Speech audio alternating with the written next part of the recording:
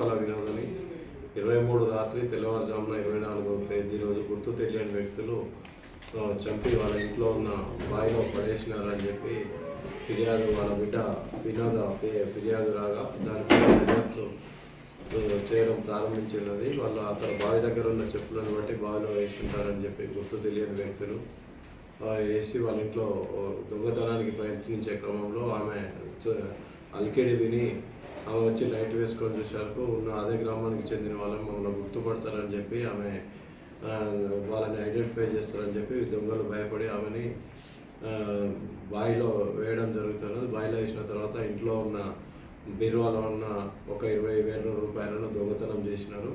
ఆనవాళ్ళు లేకుండా ఉండడానికి ఇంట్లో ఉన్న బీరువాలో ఉన్న వస్తువులన్నింటినీ కూడా తగలబెట్టి వాళ్ళు పారిపోయినారు.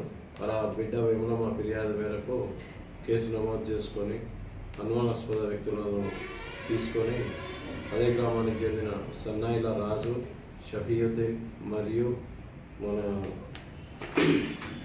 బేకరీ నర్సింహులను అనుమానాస్పదంగా పోలీస్ స్టేషన్కు తీసుకొచ్చి మోమిన్పేట సిఐ గారు మరియు వాళ్ళ కానిస్టేబుల్ సిబ్బంది కూడా పోలీస్ స్టేషన్కు తీసుకొచ్చి గట్టిగా విచారించగా వాళ్ళు చేసిన నేరాన్ని అంగీకరించినారు. ఈరోజు వాళ్ళని కోర్టుకు తరలించడం జరుగుతున్నది.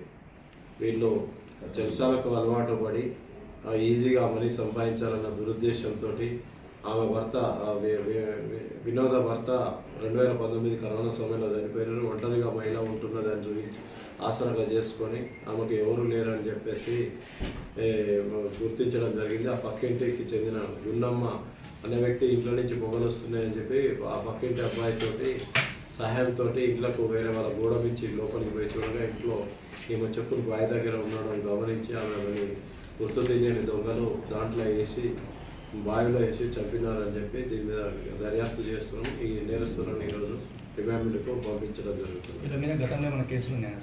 ఇంతకుముందు దాని మీద 2014లో ఒకటి మర్డర్ కేసు ఉన్నదండి, మర్పల్లి పోలీస్ స్టేషన్.